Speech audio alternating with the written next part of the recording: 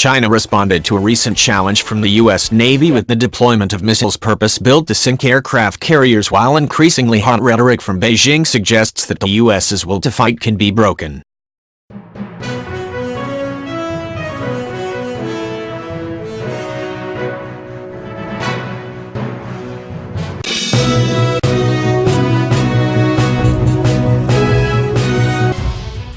Chinese Rear Admiral Luo Yuan, an anti-US hawk who holds an academic rank shaping military theory, proposed a solution to the U.S. and China's simmering tensions in the South China Sea in a December speech: rate the U.S.'s spirit by sinking an aircraft carrier or two. Following the hike in pro-war rhetoric from Beijing, official Chinese media announced the deployment of DF-26 carrier killer missiles to northwestern China, where they could range as ships in the South China Sea. China previously tested missiles like these against mock-ups of US aircraft carriers, and has designed them to outrange and overwhelm the ships.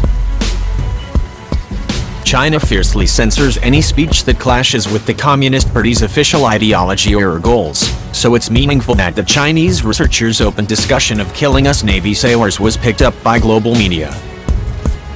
Jerry Hendricks, a former captain in the U.S. Navy, cautioned at a Heritage Foundation talk in December that aircraft carriers have become mythical symbols of national prestige and that the U.S. may even fear deploying the ultra-valuable ships to a conflict with China.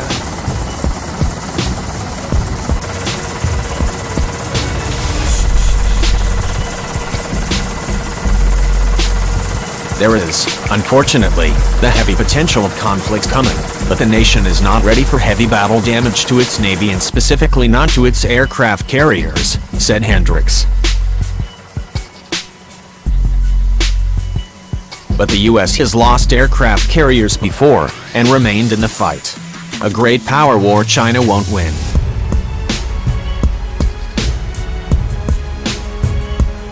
The decision to go after an aircraft carrier, short of the deployment of nuclear weapons, is the decision that a foreign power would take with the most reticence, Brian McGrath, founding managing director of the Ferry Bridge Group LLC, a naval consultancy, told Business Insider. The other guy knows that if that is their target, the wrath of God will come down on them.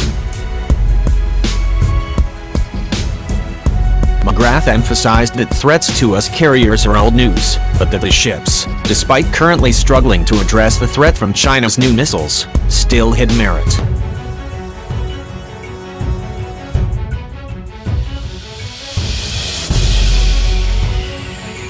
I would have been more surprised if we had seen former Chinese Rear Admiral say, "The fact that we're building aircraft carriers is one of the dumbest moves of the 21st century given the Americans will wax them in the first 3 days of combat," said McGrath, dismissing Luo's comments as bogus scare tactics. This Chinese posturing and threatening is about as counterproductive as one can be. The Chinese Navy is simply not prepared for a real war, nor is its economy prepared for a war with Beijing's largest trade partner, said Hemmings.